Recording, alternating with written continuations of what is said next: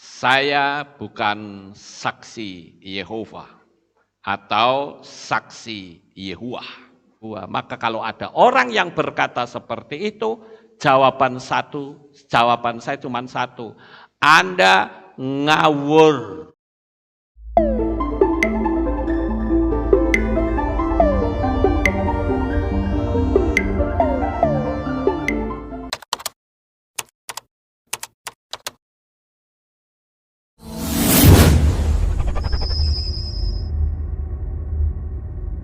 Pingagung Bapa Yahweh itu bukan saksi Yehuwa. Shalom Aleichem. Bapak Yahweh memberkati saudara sekalian. Pada pagi ini saudara-saudara, saya akan menyampaikan satu materi yang saya beri tema, saya bukan saksi Yehova atau saksi Yehuwah. Namun sebelumnya saya akan perkenalkan terlebih dahulu, ada jemaat yang baru pertama kali hadir dalam ibadah kita, yaitu Diah Ayu Widyastuti dari Wot Gandul Dalam 159A Semarang. Di sebelah mana duduknya? Ya, kasih salam saudara-saudara yang ada di belakang, kiri kanan, beri salam, haleluya. Bapak Yahweh memberkati, senang sekali bisa bersama-sama beribadah di tempat ini. Baik, Bapak Ibu, saya akan menyampaikan materi ini. Seperti kita ketahui bahwa sejak kita memanggil nama Bapak Yahweh, orang itu selalu mengkaitkan dengan saksi Yehuwah. Padahal mereka tidak tahu apa itu saksi Yehuwah, saudara. Jadi asal ngomong, asal jeplak, mereka anggap, oh ini saksi Yehuwah. Padahal nggak ngerti saksi Yehuwah itu seperti apa. Nah, kalau orang paham akan saksi Yehuwah, tidak mungkin mengatakan kalau ini adalah saksi Yehuwah atau sempalan dari saksi Yehuwah. Karena sangat jauh berbeda, saudara-saudara. Nah, banyak orang yang mau memanggil nama Bapak Yahweh itu akhirnya mundur, saudara-saudara. Karena apa? Karena sudah dihembuskan, oh kamu saksi Yehova, kamu sesat, ya. Nah, karena saksi Yehova itu di dalam dunia Kristen kan dinyatakan itu sekte sesat, saudara. Sehingga orang yang tadinya sudah mengenal nama Bapak Yahweh jadi mundur. Ya, karena takut dianggap sesat. Bahkan banyak juga orang yang baptis saja itu sampai takut diketahui orang. Kalau saya kok enggak, saudara-saudara. Bahkan dari sejak saya bertobat, ada orang yang ngomong sama saya dulu, ya teman-teman saya yang hidupnya pada brengsek itu, dia bilang, lu mau jadi pendeta loh? Saya jawabnya gampang, kalau gua mau jadi pendeta, lu mau apa? Ayo. Mereka mundur juga nggak berani, saudara. Itu. Kenapa? Karena ya kalau saya mau jadi pendeta, saya mau mempercaya kepada Tuhan, itu hak saya. Lu mau apa? Kan gitu. Ya, jadi kalau saya justru bangga dengan iman yang saya miliki, saudara. Bukan malah sembunyi-sembunyi, malu-malu, takut-takut. Ngapain kita takut? Orang kita punya Bapak Yahweh yang Maha Kuasa kok. Haleluya. Ya, boleh beri tepuk tangan. Ya. Saya justru tak pamer ke, saudara. Ini saya pengagung Yahweh. Lu mau apa? Saya begitu, saudara-saudara. Kadangkala orang berkata sesat, mereka itu nggak ngerti kategori sesat itu seperti apa. Ya, asal jeplak, asal ngomong, saudara. Padahal yang namanya sesat itu begini ya, ini menurut saya pergi, tapi nggak bisa balik. Nah itu sesat, betul nggak saudara? Itu sesat. Lawang saya pergi, kembali lagi kok dibilang sesat, kan aneh. Lucu ya saudara. Ya. Jadi orang nggak ngerti kategori sesat, tapi ngomong sesat. Padahal dirinya sendiri sedang tersesat. Itu. Kita ini punya iman, akar sumber, itu kan dari Ibrani, saudara. Lah nek kita kembali pulang ke Ibrani ya ndak sesat no ya. Wah nek malah kemana-mana, ke Arab, ke Yunani, itu yang sesat. Ya Bapak Ibu, jadi jangan dipolak-balik. Yang kembali dianggap sesat, yang tersesat ngakunya paling benar. Kan cilaka seperti itu saudara. Ya, saya bahkan kasihan saudara. Karena apa? Orang sekolahnya tinggi, titel teologianya rentengan, ya panjang, tapi nama Yahweh nggak ngerti. Lah sekolah macam apa seperti itu saudara? Ya, saya yang nggak sekolah malah ngerti nama Bapak Yahweh. Jadi demikian hebatnya orang membenci nama Bapak Yahweh. Padahal DNA manusia itu hitungannya persis sama seperti angka gematrianya Bapak Yahweh. Mau nyangkalin apa Anda? Ya, lucu ya saudara, ini fenomena ini unik loh. Kalau dihitung itu DNA manusia itu kan ada hitungannya ya.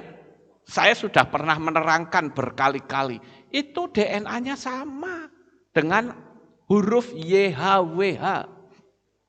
Ya. Jadi saat ini saya akan menceritakan apakah perbedaan iman kita dengan saksi Yehova atau saksi Yehuwah. Jadi pemulihan nama Yahweh ini tidak bisa dibendung dengan cara dan kekuatan seperti apapun. Karena ini yang bikin gawe itu Bapak Yahweh sendiri. Berani membendung kelibas sendiri saudara. Karena pengajaran pemulihan nama Bapak Yahweh itu ibarat seperti bola salju itu sudah menjadi raksasa. Mau coba tahan, kelindes saudara-saudara. Ya. Tidak peduli Anda itu titel teologianya berapa renteng, tetap Anda tidak paham. Jadi saya perlu menjelaskan pagi ini tentang apa itu saksi Yehuwah. Namanya saja saksi Yehuwah. Saudara perhatikan kata Ye. Padahal kita selalu berkata haleluya, bukan haleluye. Ya saudara. Jadi kita mesti ngerti. Oke, sekarang saya akan menceritakan kepada saudara agar saudara bisa paham apa sih sebetulnya saksi Yehuwah itu atau saksi Yehova. Saksi Yehova ini didirikan oleh seorang yang bernama Charles Taze Russell yang memiliki banyak pertanyaan yang tidak terjawab oleh gerejanya. Jadi dia ini sebetulnya juga orang Kristen, saudara. Tapi waktu dia bertanya, gereja nggak bisa jawab. Kasihan ya, saudara. Padahal banyak sekali pendeta-pendeta yang katanya bertitel, ditanya nggak bisa jawab. Padahal pertanyaannya sederhana, yaitu tentang Trinitas dan neraka. Mereka nggak percaya Trinitas dan neraka. Saya juga nggak percaya Trinitas, ya, karena Trinitas itu pengajarannya Tertullianus. Ya, mosok Tuhan kok 3 pribadi, ya sudah bukan ehad lagi kalau begitu, ya. Tapi kami punya perbedaan yang sangat menyolok dengan saksi Yehuwah, saudara-saudara. Trinitas dan neraka. Charles Taze Russell ini dia tidak percaya adanya neraka. Karena apa? Dia berpikir kalau Tuhan itu baik, kenapa menghukum manusia di neraka? Nah, kalau ini saya pernah menerangkan secara detail, saudara cari materi saya yang judulnya neraka. Beberapa waktu yang lalu saya sudah menerangkan, jadi saya tidak akan menerangkannya kembali. Dan karena Charles T. Russell ini tidak menemukan jawaban dari gereja, sehingga Charles ini akhirnya menjadi seorang ateis, saudara-saudara.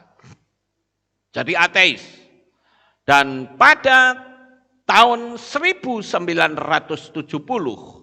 di usianya yang ke-18 tahun, 1870 ya. 1870 di usianya yang ke-18 tahun, dia menghadiri KKR. Yang waktu itu yang khotbah adalah Jonas Wendell dari Gereja Advent. Nah, di situ ketika dia mendengar khotbah, akhirnya dia kembali percaya kepada kitab suci. Lalu dia membentuk kelompok belajar kitab suci bersama dengan ayahnya. Lalu dia menyimpulkan bahwa neraka dan trinitas itu tidak berdasarkan kitab suci. Kalau saya mengatakan trinitas itu yang tidak sesuai kitab suci. Saudara, karena apa? Ada 3 pribadi. Padahal ya 3 pribadi menjadi satu hakikat katanya. Padahal Tuhan itu atau Bapak Yahweh bisa menjadi sejuta fenomena. Apakah dengan sejuta fenomena itu lalu berarti ada sejuta pribadi? Ya tidak, saudara. Nah ini kan meleset ya. Jadi saya tidak percaya dengan Tritunggal. Tritunggal itu sesat. Itu jelas, saudara. Karena Bapak Yahweh itu bisa jadi apa saja. Dia bisa jadi tiang awan dan tiang api. Dia bisa menjadi punggung tangan yang menulis di dindingnya Raja Belsazar. Dia bahkan bisa menjadi manusia waktu dia nolongin 3 pemuda Yehudi. Hananya, Misael, Azaria yang dikenal dengan Sadrah, Mesah, dan Abednego. Bapak Yahweh juga bisa jadi apa saja, jadi burung merpati juga bisa. Ya, itu kan Bapak Yahweh semua, saudara-saudara. Dia jadi manusia juga bisa. Cuman kalau di perjanjian lama, ya Bapak Yahweh jadi manusia, ya teko jegogrok sudah jadi manusia.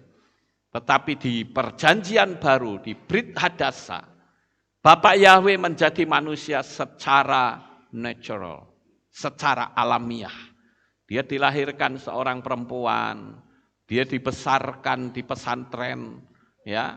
Kalau di Israel itu namanya Yeshiva, saudara. Itu kalau di Indonesia orang mengenalnya pesantren. Dia dididik dalam agama Yahudi. Dia mulai menduduki sebagai seorang guru Torah atau moreh. Nah itu adalah Yeshua. Nah, kita kembali kepada cerita ini, saudara.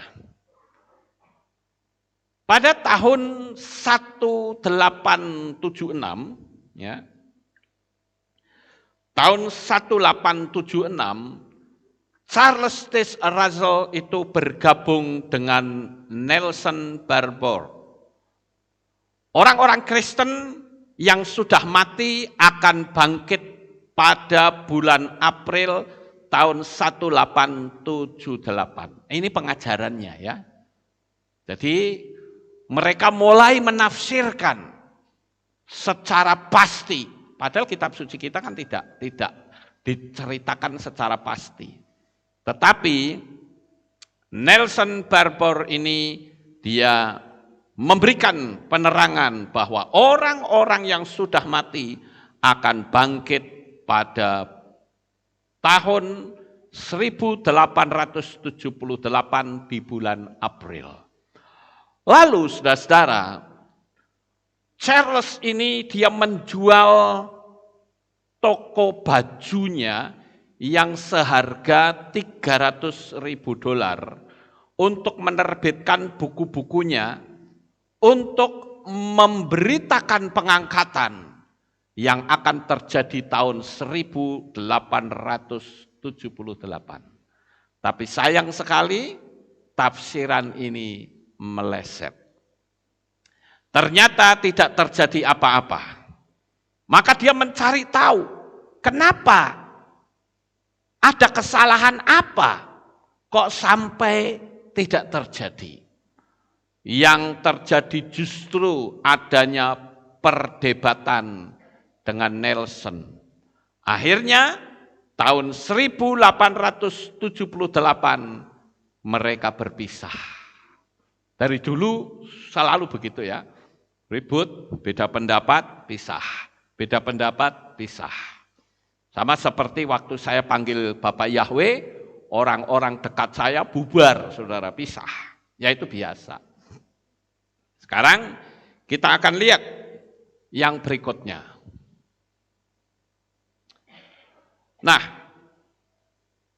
tahun 1879, Charles Taze Russell ini menerbitkan jurnalnya sendiri yang diberi nama Watchtower and Herald of Christ Present.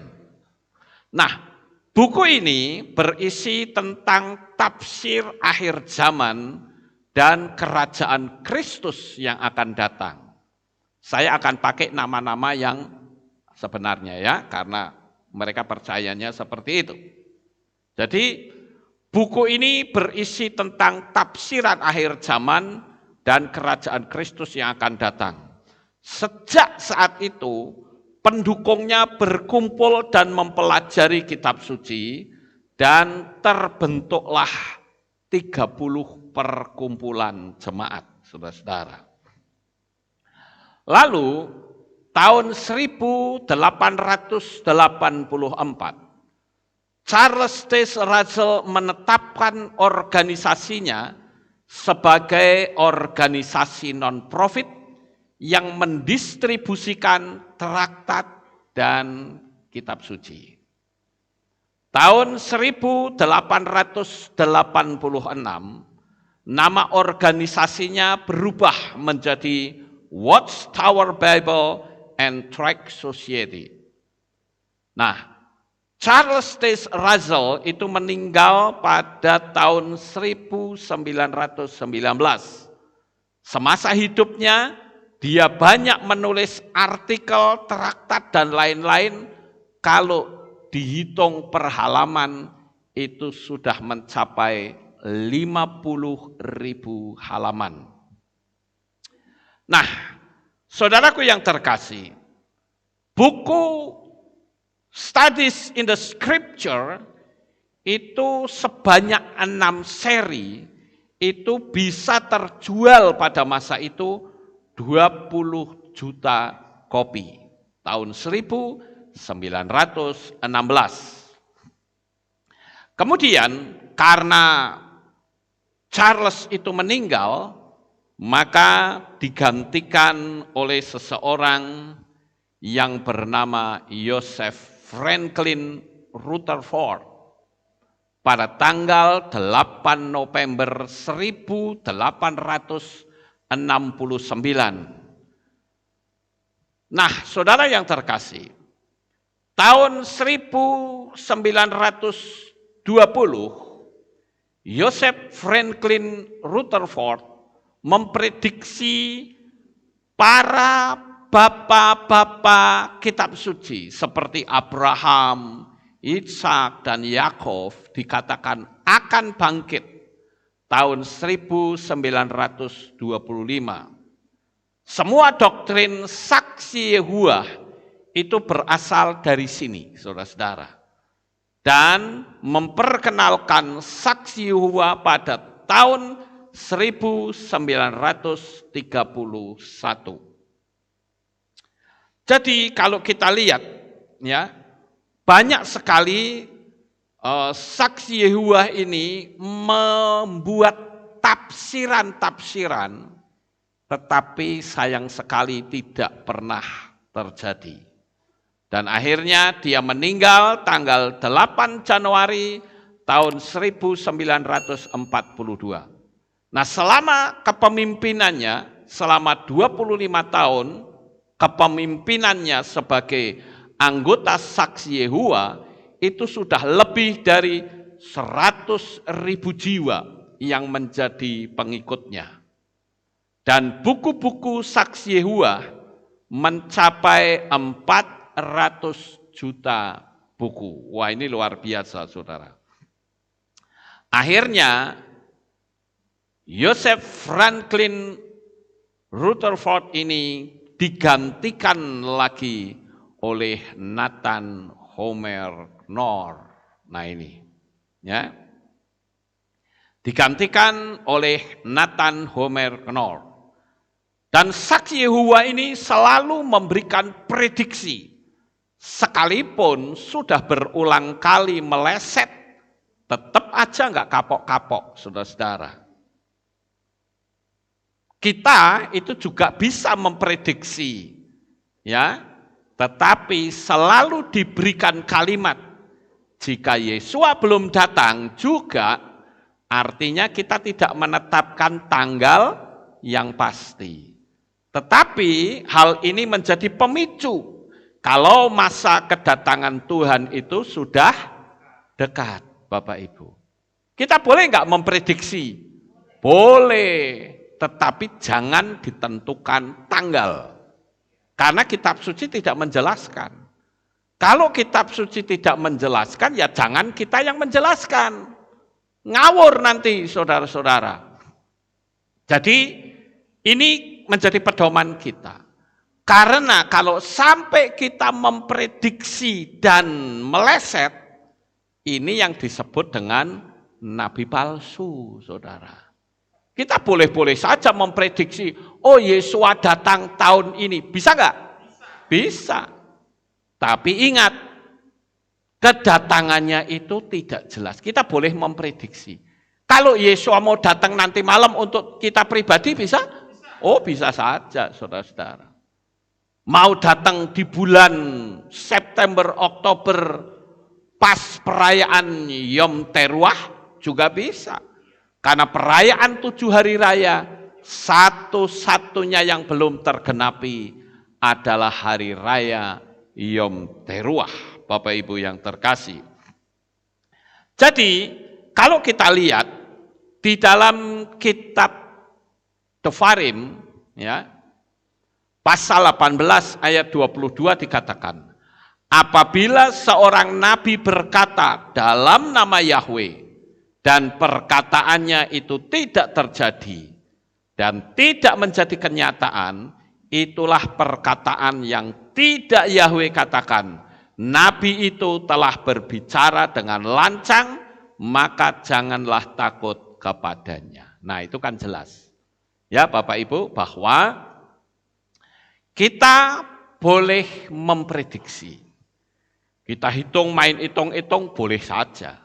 Tetapi kita harus tahu, hak prerogatif untuk datang itu bukan kita penentunya. Tetapi yang menjadi penentu kedatangan Yesua adalah Sang Bapa sendiri, yaitu Bapa Yahweh. Ini yang harus kita pahami. Tetapi dengan kita menghitung-hitung, maka kita akan menjadi semakin waspada. Kita menjadi semakin dekat kepada Tuhan. Artinya kita dipicu untuk hidup berkenan di hadapan Tuhan, mumpung kita masih ada waktu, mumpung masih ada kesempatan. Sampai di sini paham Bapak Ibu? Ya, itulah cerita singkat tentang Saksi Yehova. Ya. Sekarang kita akan lihat ciri khas Saksi Yehova itu di dalam dia menyelidiki firman Tuhan, itu selalu mencopot-copot ayat dan mereka menekankan ayat yang sesuai dengan visi mereka untuk dimunculkan. Dan mereka juga tidak menerima Yeshua sebagai Tuhan dan Juru Selamat. Nah, saya akan sampaikan kepada saudara tentang doktrin-doktrinnya. Kebanyakan orang-orang Kristen pada umumnya, ketika dia didatangi oleh saksi Yehova, mereka ketakutan, saudara-saudara. Sehingga dengan ketakutan dia menggunakan ayat yang mengatakan, udahlah aku nggak mau diskusi sama kamu, karena kitab suci melarang saya diskusi. Padahal orang itu tidak mampu. Nah, oleh karena itu kita diajarkan supaya bisa memahami dari kitab aslinya. Kalau kita ngerti, saksi Yehova sepandai apapun dia pasti akan KO, saudara-saudara. Cuman sayangnya karena kita nggak ngerti sehingga saksi Yehova datang singkirkan saja, usir saja. Nggak perlu, kalau memang saudara ada waktu, layanin aja, kasih tahu bagaimana mereka harus percaya bukan cuma kepada Bapa Yahweh, tetapi juga kepada Yeshua HaMashiach. Nah, saya akan tunjukkan kepada saudara sekalian tentang doktrin-doktrin dari saksi Yehova. Sekarang kita akan lihat tentang tempat ibadahnya dulu ya Bapak Ibu. Tempat ibadahnya itu bernama Balai Kerajaan. Sementara kita tempat ibadahnya namanya apa? Kehilat. Ya. Kalau gereja itu pola Yunani, makanya KPI tidak menggunakan gereja. Kalau saudara ke Google, saudara di tab image ya, Google Image, ketika Jakarta gereja, nanti yang muncul mesti bangunan-bangunan. Tapi kalau saudara ketik kehilat, maka yang muncul adalah kumpulan orang-orang Yahudi yang sedang berdoa, yang sedang belajar kitab suci. Jadi dulu nama di kehilat ini adalah Gereja Betel Indonesia. Tapi setelah kita mengakar ke Ibrani, maka saya ganti Kehilat Aleph Tau dari Sinode Kehilat Pemulihan Indonesia. Sampai di sini paham Bapak Ibu? Jadi kalau kita menggunakan kata kehilat itu sesat atau tidak? Ya tidak, karena kita kembali ke pola Ibrani. Lawong saya ya orangnya tidak mau tersesat kok. Iya kan? Kalau saya tersesat saya mati masuk neraka. Ya saya tidak mau. Jadi saya perlu mengajarkan akar sumber kita itu dari mana. Karena saya adalah seorang pencari. Saya sudah memberikan kesaksian bahwa saya adalah seorang pencari. Yang pertama, tempat ibadahnya bernama Balai Kerajaan. Sementara kita namanya adalah Kehilat. Sekarang yang kedua, mereka menyebutnya Yehuwah, sedangkan kita Yahweh. Yehuwah ada yang menyebut Jehovah. Sekarang saudara sebut depannya Y dan J. Padahal kita ngomongnya haleluya. Kalau benar Yehuwah, harusnya orang berkata haleluya. Iya toh? Betul nggak saudara? Kalau dibilang Jehovah berarti haleluya. Tapi faktanya kan haleluya.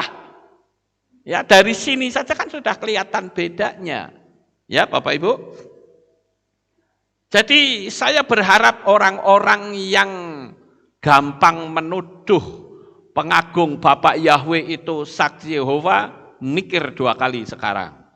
Karena saya harus menerangkan ini supaya saudara bisa paham apa itu saksi Yehova dan apa itu pengagung Bapa Yahweh.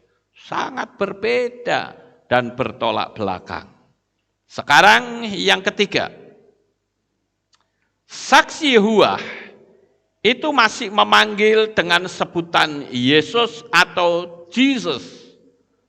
Dan mereka mengatakan bahwa Yesus atau Jesus itu adalah ciptaan.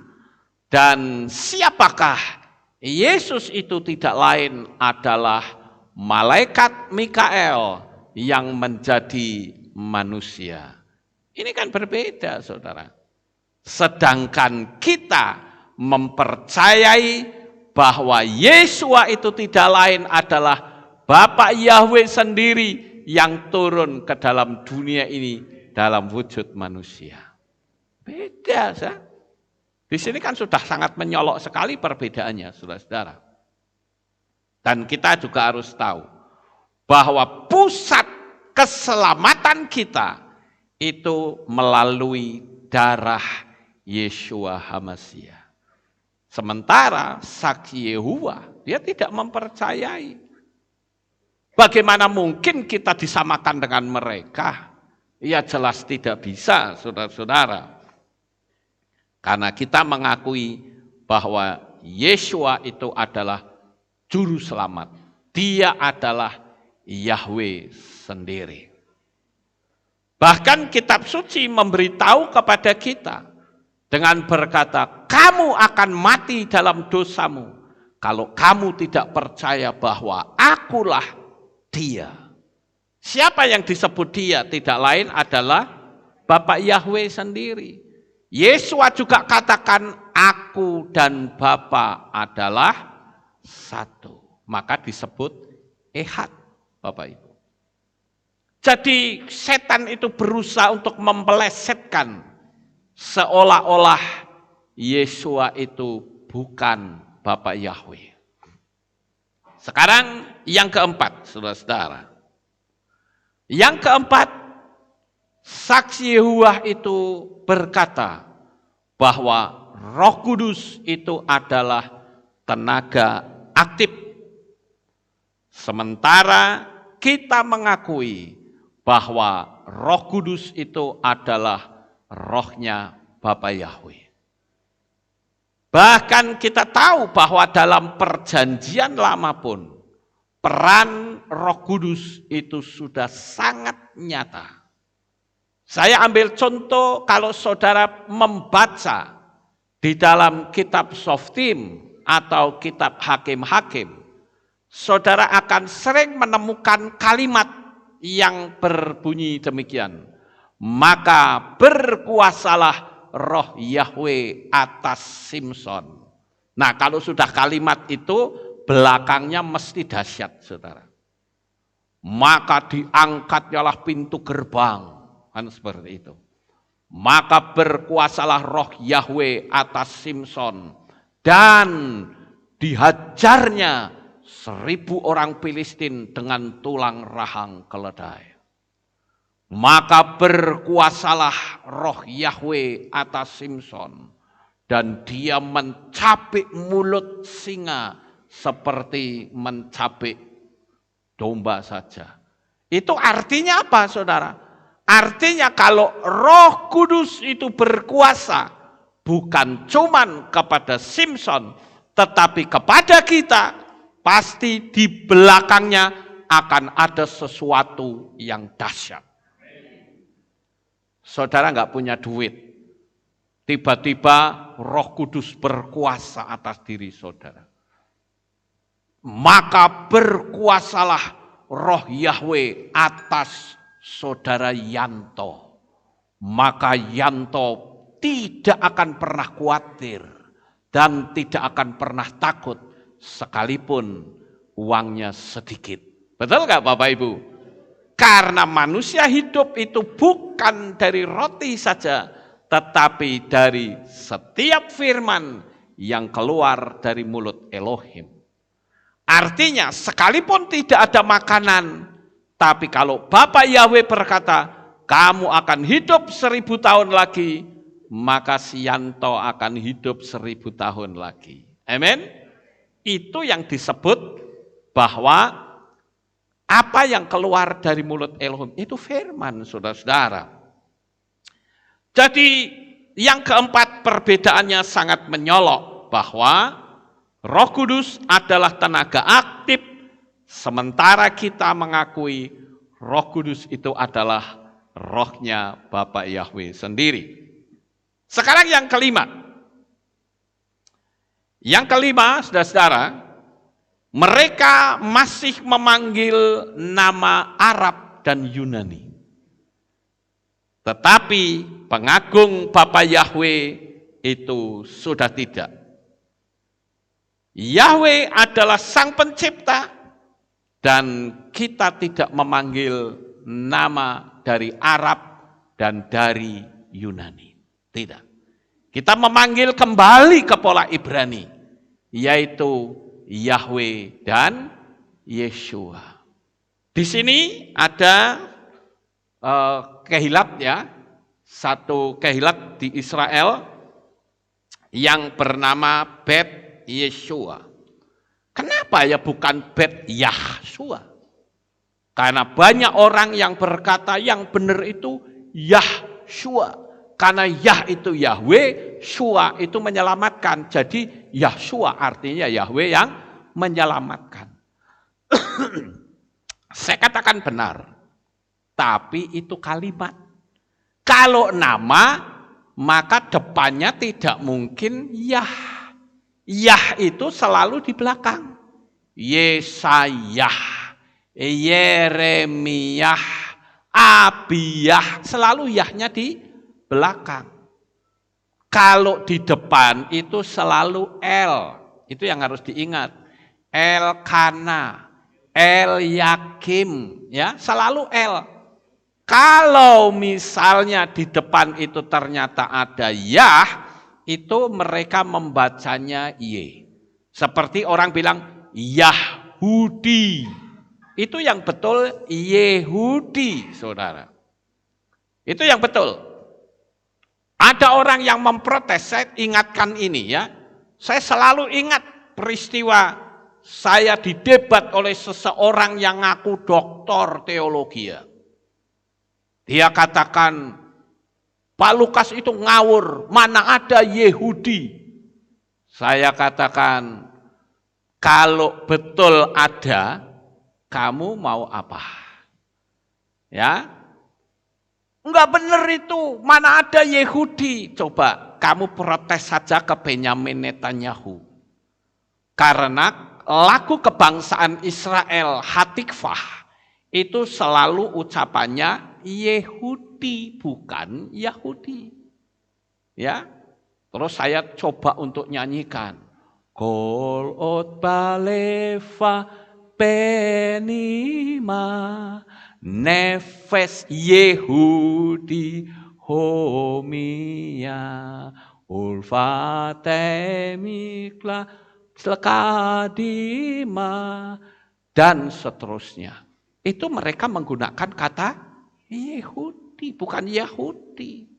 Begitu saya sodorkan lagu kebangsaan Israel, lalu saya suruh dia protes ke Bapak Benyamin Netanyahu, saya diblokir.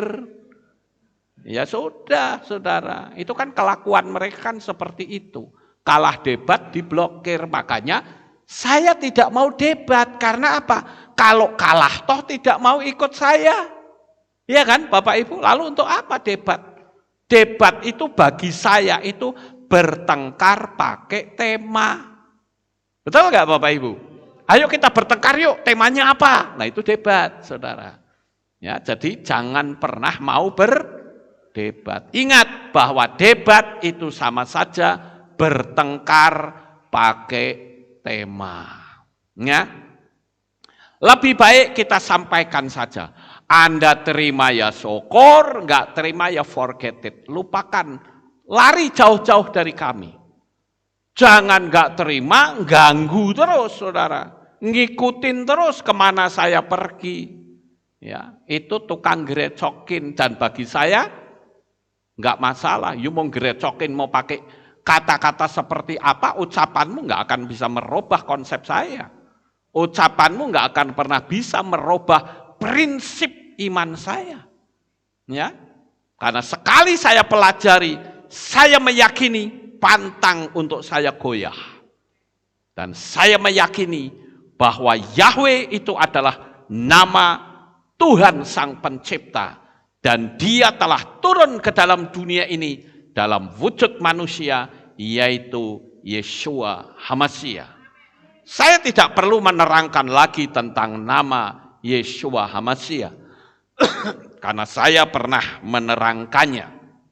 Ya, jadi mereka masih memanggil nama Arab dan nama Yunani, sementara kita murni kembali ke Israel. Dan nama Yeshua itu angka gematrianya persis dengan nama Yahweh.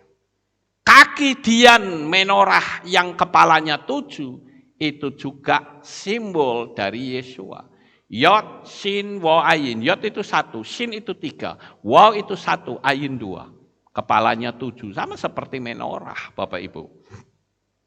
Kemudian yang keenam, saksi Yehuwa itu tidak mau menghormat kepada bendera. Karena bendera itu dianggap sebagai berhala. Sementara kita menghormat bendera pada 17 Agustus karena bendera itu adalah simbol dari negara, bukan menjadikan bendera itu berhala. Sampai di sini paham nggak Bapak Ibu? Jadi tidak bisa kalau saya menghormat kepada bendera itu, oh Pak Lukas menyembah berhala. Ya nggak bisa, Anda tidak tahu artinya. Ya. Karena saya menghormat bendera, karena saya tinggal di Indonesia, saya cinta Indonesia. Jadi saya menghormat kepada simbolnya negara itu. Ya, simbol negara kita kan Pancasila, tetapi bendera itu kan simbol juga, saudara. Coba kalau saya menghormatnya sama bendera Amerika, berarti saya menghormati Amerika, tapi saya menghormat kepada bendera Indonesia. Nah, saksi Yehova nggak mau, saudara. Makanya dulu kan sempat dilarang kan, nggak boleh itu. Karena apa? Dia ya termasuk bisa disebut dengan kadrunnya kekristenan, saudara. Ya. Tapi kalau kita menghormat kepada bendera.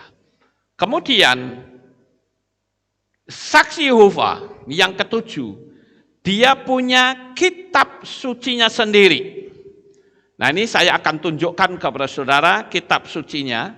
Ini saya bawa kitab sucinya saksi Yehova, saudara-saudara. Mungkin bisa di-shoot dekat ini ya. Yang ini saksi Yehova. Sementara yang ini itu kitab Mormon, saudara. Ini beda. Makanya saya katakan kalau saudara mau mengkritik, pelajari dulu, baru kritik, saudara.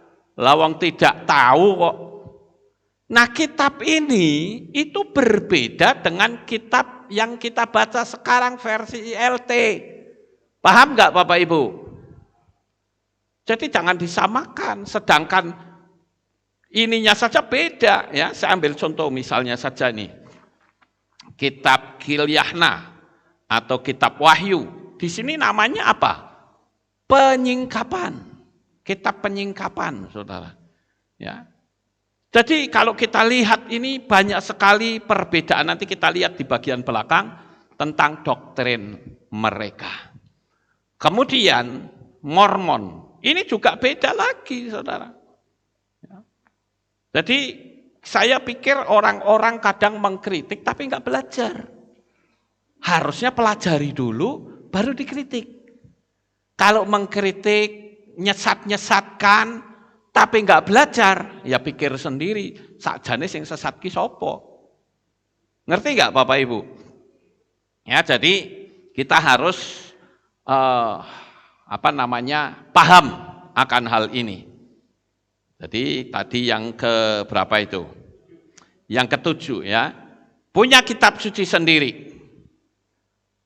Contoh di kitab Wahyu saja mereka menyebutnya kitab penyingkapan. Sementara kita menyebutnya kitab Gilyahnah atau kitab Wahyu. Kitab-kitab lain itu masih sama, cuman saya mengupayakan untuk menyebut dengan nama Ibrani. Seperti misalnya kitab Kejadian kita sebut dengan kitab Bereshit. Ya. Bereshit, kemudian Shemot, kemudian Wayikra, yang keempat Bemidbar, yang kelima Devarim. Nah ini Torah namanya Bapak Ibu. Jadi kita ini sebagai anak-anak Bapak Yahweh berusaha untuk kembali ke akar Ibrani. Ada yang ngomong gini, kalau Pak Lukas panggil nama Yahweh, Pak Lukas harus berbahasa Ibrani. Jemaat ajari untuk ngomong bahasa Ibrani. Ini ngawur lagi, saudara. Orang nggak paham, nama itu bukan bahasa, sekalipun dia bersumber dari bahasa tertentu. Paham Bapak Ibu? Kalau misalkan ada tokoh sesembahan yang bernama Amaterasu, itu dari mana? Dari Jepang. Apakah berarti kita harus ngomong Jepang? Ya tidak.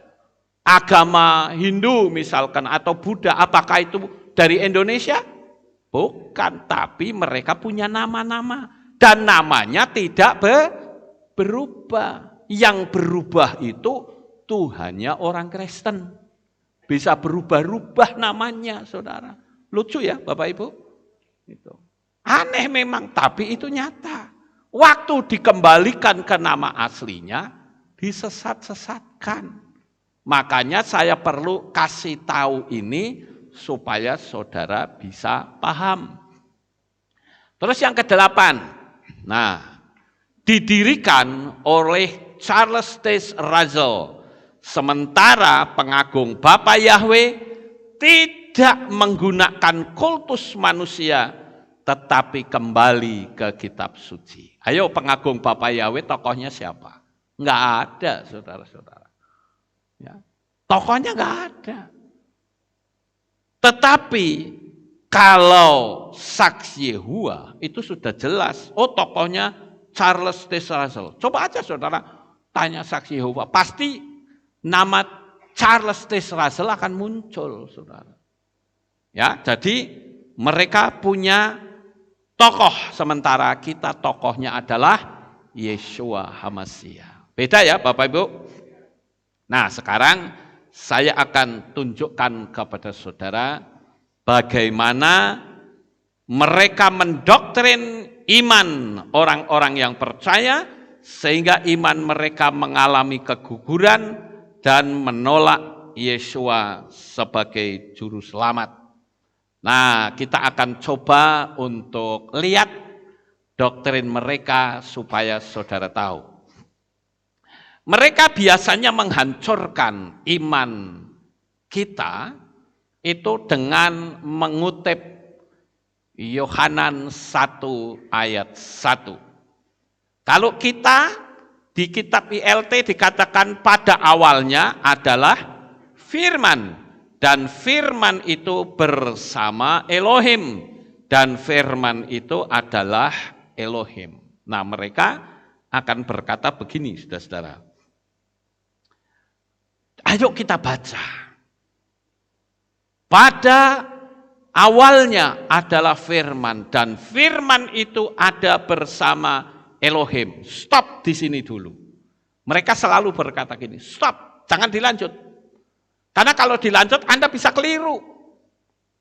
Sekarang ayo kita pakai logika. Wah, mereka katakan demikian. Pada awalnya adalah firman, dan firman itu ada bersama Elohim. Kalau misalnya saya berjalan bersama dengan Bapak Yanto, apakah berarti Lukas itu Bapak Yanto?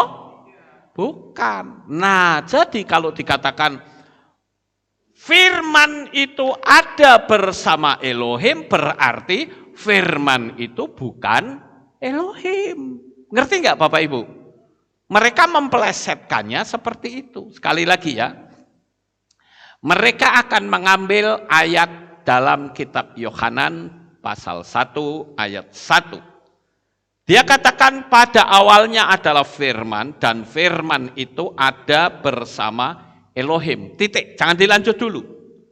Lalu mereka mengatakan bahwa firman bersama Elohim.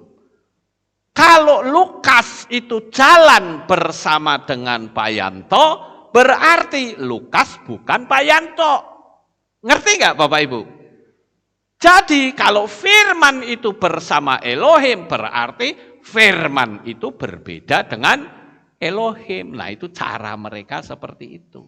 Makanya jangan dilanjut. Kalau dilanjut firman itu adalah Elohim, Anda salah. Nah kan begitu saudara-saudara. Mereka pasti menggunakan kalimat seperti itu. Tetapi kalau kita ngerti, kita nggak akan berkata seperti itu. Ya, karena kalau kita baca dalam kitab kitab Saksi Yehuwa, itu kalimatnya beda. Saya akan coba bacakan ya, bentar. Yohanan pasal 1 ayat 1. Ini saya bacakan supaya saudara paham. Nah ini ya, dikatakan begini. Saya akan menggunakan kalimat mereka ya, jadi ini mesti salah. Begini, pada mulanya firman itu ada. Firman itu bersama Allah dan firman itu adalah suatu Allah. Nah kata Allah yang pertama itu A-nya gede, yang kedua Allahnya jadi kecil. Ini kan bingung saudara. Sama seperti orang Kristen pada masa kini.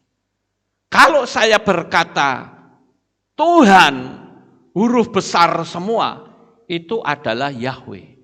Tapi mereka tidak mau tahu. Mereka katakan Tuhan itu ya Tuhan huruf besar semua. Apakah kita kalau mengusir setan dalam nama Tuhan huruf besar keluar? Kan tidak, saudara-saudara. Kita harus berkata dalam nama Bapa Yahweh. Itu jelas. Nah ini sama, suatu Allah. Jadi A-nya itu kecil. Nah, disinilah kita harus memberikan penerangan yang benar, saudara-saudara. Karena kalau kita meleset dalam memberikan penerangan seperti ini, wah kita jadi repot, saudara-saudara. Lalu bagaimana cara menangkisnya? Cara menangkisnya itu gampang. Ketika dia ngomong itu, kita pura-pura aja, oh gitu ya. Oh ya. Terus coba tolong dibacain yang teks aslinya bagaimana ya? Saya jamin saudara, Saksi Yehuwa enggak ada yang bisa membaca Ibrani. Sekali lagi, saya jamin, enggak ada orang Saksi Yehuwa yang bisa baca Ibrani. Nah kita mesti ngerti, lalu kita bacakan. Nah, saya bacakan sekarang nih. Yohanan 1 ayat 1. Dalam bahasa Ibrani dikatakan, Beresit hayah hadafar wa hadafar et ha Elohim hayah hadafar. Jadi terjemahan bahasa Indonesia dan bahasa Inggris itu sudah benar. In the beginning was the Word, and the Word was with the Elohim, and the Word was Elohim. The Word atau firman itu adalah Elohim sendiri. Jadi mereka suruh aja baca bahasa Ibrani. Itu mereka menjatuhkan iman kita seperti itu. Jadi kita dibikin bingung. Sampai di sini paham atau tidak? Paham. Sekarang yang kedua. Mereka akan menggunakan ayat di dalam Yohanan pasal 13 ayat 13. Ya, dikatakan demikian. Saya bacakan dari kitab ini ya, Bapak Ibu, kitab Saksi Yehuwa ya. Yohanan 13 ayat 13. 13 ayat 13. Nah, perhatikan. Kamu menyapa aku guru dan tuan, dan perkataanmu itu benar. Memang demikianlah aku. Perhatikan kata tuan, bukan Tuhan. Ngerti nggak Bapak Ibu? Nah, lalu kalau karena kita nggak ngerti bahasa Ibrani kita manggut-manggut. Iya ya, benar juga ya. Nah ini kan repot saudara. Makanya saya katakan coba Anda baca dalam teks Ibrani. Itu bunyinya seperti apa. Ya. Nah, di dalam teks bahasa Indonesia dikatakan, kamu memanggil aku guru dan Tuhan, dan kamu berkata benar sebab akulah dia. Di dalam teks bahasa Ibrani, memang di situ tertulis kata Adon, ya. Dikatakan demikian. Atem korim limoreh wa Adon wa haitapten asher bibarten ki anihu. Perhatikan kata Adon. Adon itu artinya tuan. Jadi kalau begitu benar dong Saksi Yehuwa. Salah. Karena dia tidak ngerti bahwa dalam bahasa Ibrani itu ada kalimat yang dikenal kalimat ambigu. Kalimat ambigu itu artinya satu kalimat memiliki lebih dari satu arti. Itu kalimat ambigu. Di dalam teks bahasa Inggris dikatakan, you call me teacher and master, and you say well, for so I am. Ada kata master. Nah kalau kita paham akan teks Ibrani, maka kita tidak bisa dipecundangi oleh Saksi Yehuwa. Saksi Yehuwa berkata Adon kan? Loh Adon itu artinya tuan. Saya bilang benar. Tapi kata Adon itu kalimat ambigu. Di dalam bahasa Jawa itu juga ada kalimat ambigu, yaitu Gusti. Gusti itu kalimat ambigu, ya. Kalau orang berkata Gusti Pangeran Diponegoro, misalnya orang ngomong begitu, apakah Pangeran Diponegoro itu Tuhan? Bukan. Tapi dia dipanggil Gusti karena itu dijunjung tinggi. Istilah Gusti. Tetapi untuk kata Tuhan pun bisa dipanggil dengan Gusti. Orang-orang di luar mengatakan Gusti Allah. Ngerti nggak Bapak Ibu? Itu kalimat ambigu artinya. Sekarang saya buktikan bahwa Adon itu adalah kalimat ambigu. Dia bisa berarti Tuhan untuk memanggil seseorang, tetapi juga bisa dipakai untuk memanggil Tuhan. Saya buktikan. Ya. Di dalam kitab Kejadian atau Bereshit 18 ayat 2 dikatakan demikian. Maka tertawalah Sarah sambil berkata dalam hatinya, akan birahikah aku setelah aku lisut dan tuanku pun sudah renta. Perhatikan kata tuanku. Tuanku di sini untuk Tuhan atau untuk manusia? Untuk manusia. Pinter. Ya.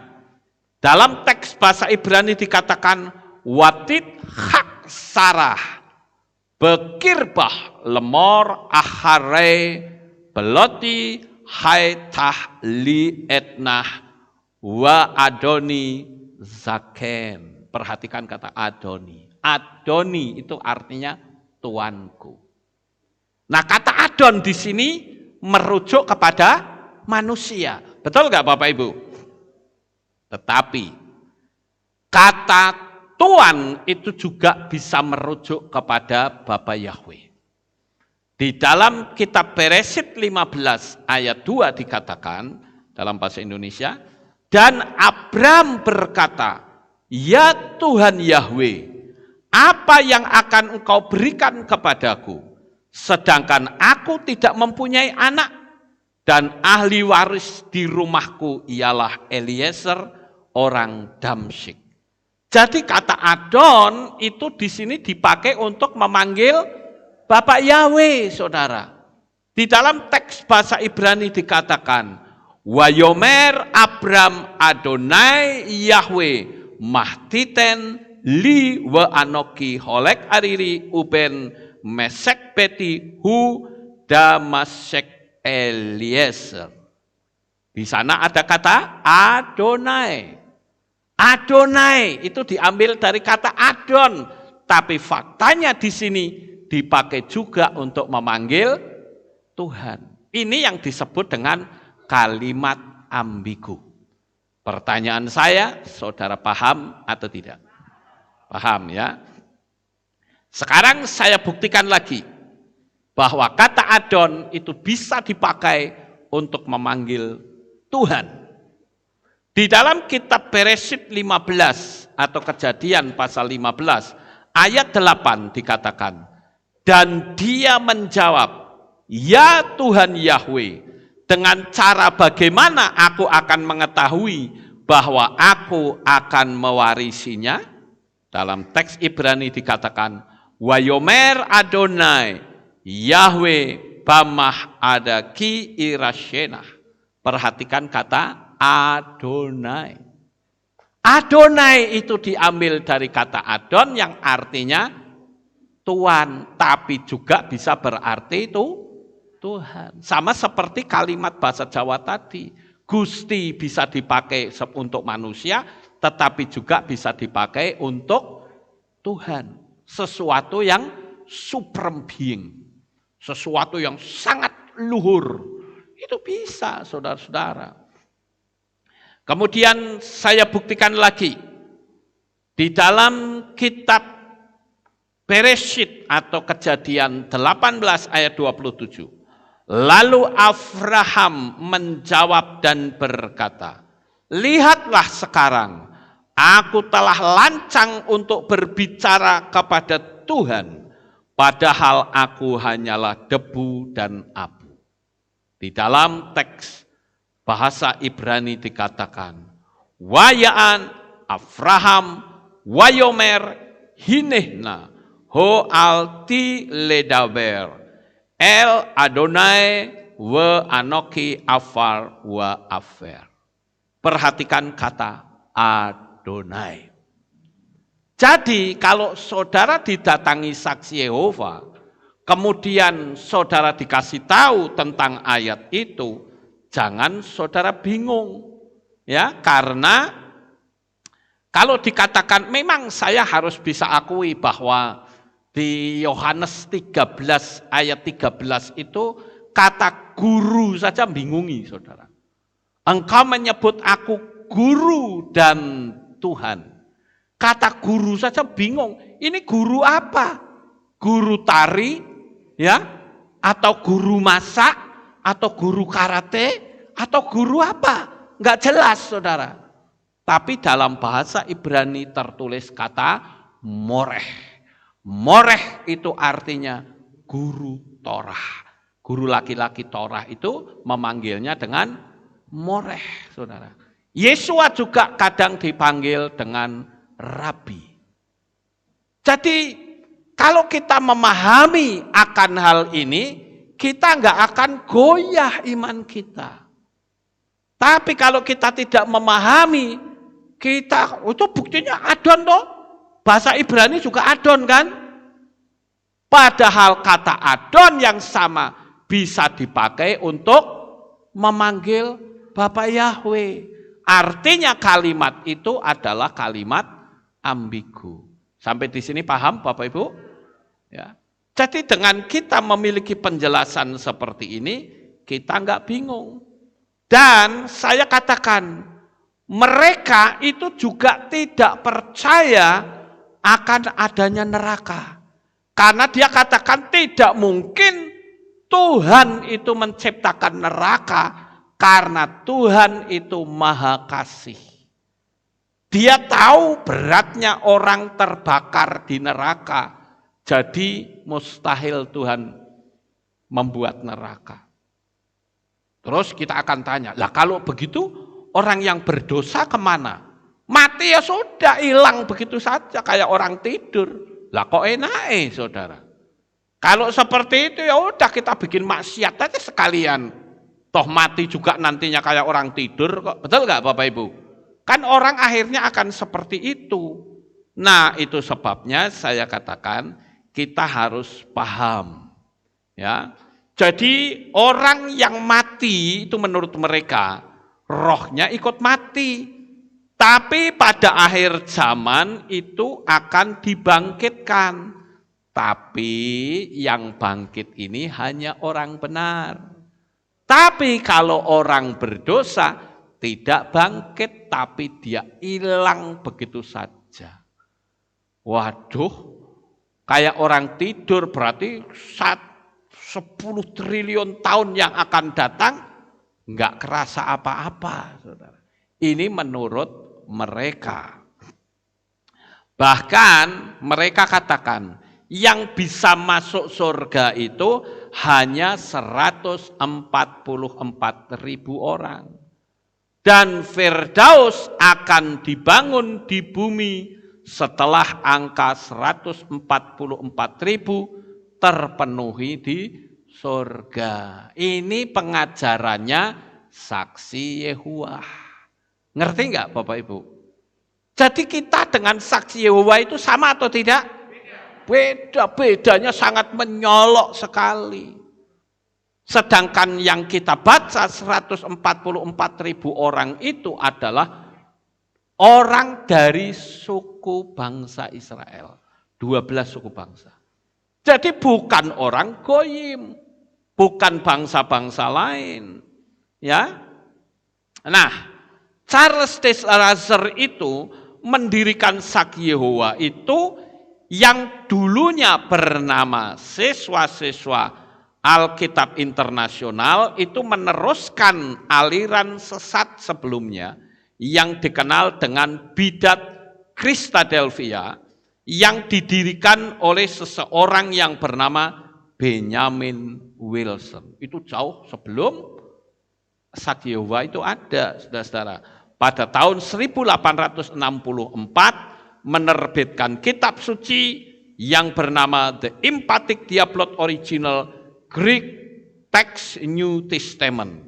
Setelah Wilson itu meninggal, maka hak cipta karya Wilson itu diteruskan oleh Charles Taze Russell. Jadi sebetulnya Benjamin Wilson ini dari kelompok Unitarian. Itu kelompok lain lagi. Ya. Jadi kita mesti paham tentang mereka. Sehingga dengan penerangan ini, maka orang tidak bisa lagi mengatakan pengagung Yahweh itu adalah saksi Yehowa atau sempalan dari saksi Yehowa. Maka kalau ada orang yang berkata seperti itu, jawaban saya cuma satu. Anda ngawur. Amin. Sukses besar untuk saudara. Bapak Yahweh memberkati. Haleluya. Kita tunduk kepala dan kita akan berdoa. Kami mengucapkan terima kasih dan syukur kepadamu ya Bapak Yahweh. Pagi ini kami bersama-sama telah mendengarkan renungan firman. Biarlah melalui apa yang kami dengar, kami dapat memiliki pengetahuan perbedaan antara pengagung Bapak Yahweh dengan saksi Yehowa yang seringkali dituduhkan kepada para pengagung Bapak Yahweh. Terima kasih Tuhan, biarlah pemahaman dan pengertian ini akan semakin mantap dan iman kami kepada Bapa Yahweh semakin tak tergoyahkan. Terima kasih Bapa. Inilah doa syukur yang kami naikkan kepadamu. Di dalam nama Adonai Yeshua HaMashiach kami sudah berdoa dan mengucap syukur. Semua yang percaya berkata amin. Haleluya. Kita akan dengar pengumuman.